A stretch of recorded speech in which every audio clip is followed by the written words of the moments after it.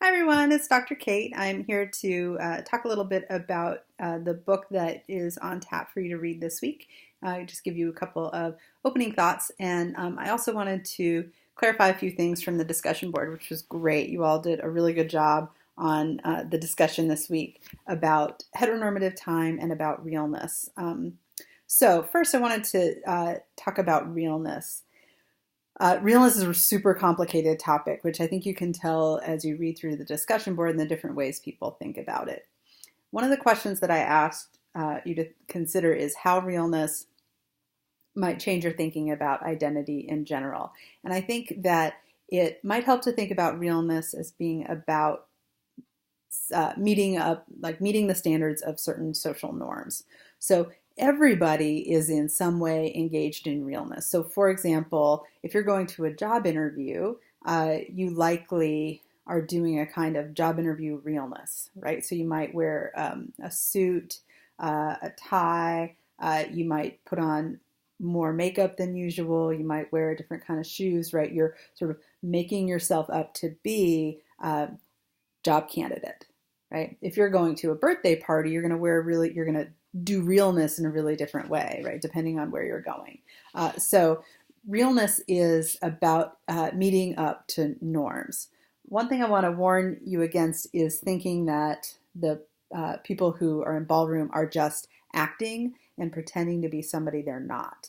Because what many of the contestants are doing is they're being themselves, but in a world that says, even when you're yourself, it doesn't meet the norms, right? So, for example, to be a woman in this culture, you have to do a certain number of things as part of a norm, and so for a lot of the people who you meet in Paris is Burning, those norms exclude them, and the ballroom is a place where they can be who they are and be seen as who they are. So it's not just about play acting to pass so you don't get beat up, though that's important, right? It's part of practicing those skills of survival, but it's also for a lot of people about being who they really are.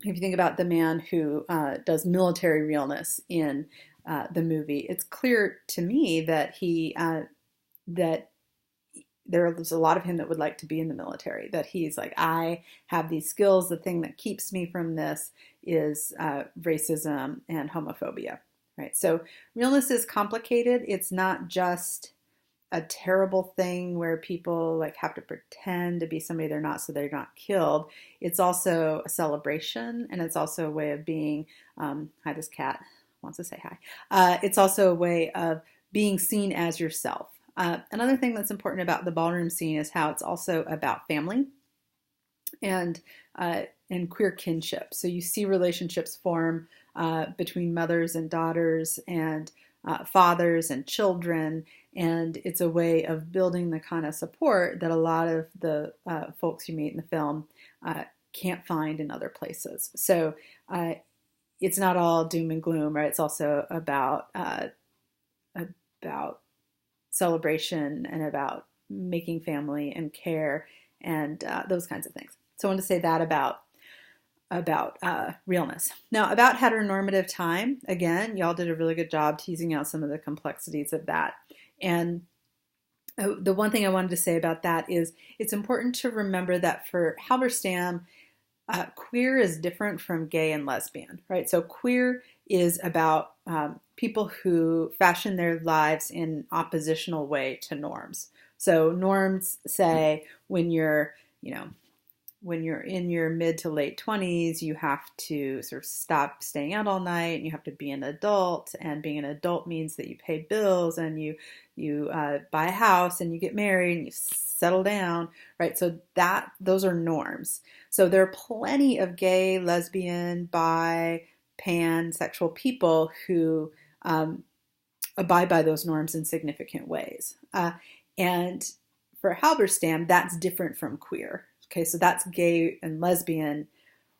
Queer is about anti-normativity. So one of the one of the words that's helped me understand this better is the idea of homonormativity. So homonormativity suggests that we are just like straight people. The only thing that's different is that we happen to be gay. So My favorite example of this is the sitcom Modern Family. If you haven't seen it, if you Google it, you can learn a bit about it. It's a really popular sitcom about different families. One of the families happens to be gay men, but everything about their lives is almost identical to that of their straight counterparts. They have a kid, they adopt a child. That kid is the sort of hijinks with family and children is exactly like what you see with the straight family. So for a lot of folks, this is exciting to see representations where gay people are just like us. For Halberstam, there's a problem in that kind of representation suggests that that one should be just like us. So Halberstam's not interested in that kind of homonormativity. Halberstam is interested in queer time and the possibilities of that, right? And so the possibilities are about expanding ways of imagining how you can live a life. So those are just a couple things that I wanted to clarify from the discussion board. Again, if you're struggling to understand any of the concepts, I highly recommend reading what your peers had to say because a lot of you were just spot on in your definitions. So that's the discussion board. Now, next up, we're reading I've asked you to read some chapters from the book You Can Tell Just by Looking. This is a book written by three queer theorists who generally write very dense theoretical pieces. And they wrote this book as a more accessible way to talk about some of the myths about LGBT life. I would also like you to read through the introduction. It gives you a really clear sense of the kind of work myths do. So myths aren't true or false. That's not what we're interested in really in this book. What we're mostly interested in is how they work and what they do. So a myth, so for example, your authors talk about how a myth makes complicated questions somebody else's problem. So the opening myth about gaydar, for example, that you can tell just by looking, suggests that the myth suggests that you can tell just by looking at somebody if they're gay or not. And one of the things that does is it makes the difficult question of figuring out our own identities and the identities of others the problem of just gay people who look gay. So you'll see these sort of patterns recur throughout their book. Another thing that myths do is that they make complicated questions really simple. So a number of the myths talk about the way that, so for example, that the myth that all bisexual men are really gay and all bisexual women are really straight. This is a myth that that does away with the complexity of desire and the ways that desire can change over a life course and how one can act on sexual desire and not have it shape their identity. And like there are a lot of really complicated ways that people think about and experience sexual desire and sexual identity. So you'll see this recur throughout the book.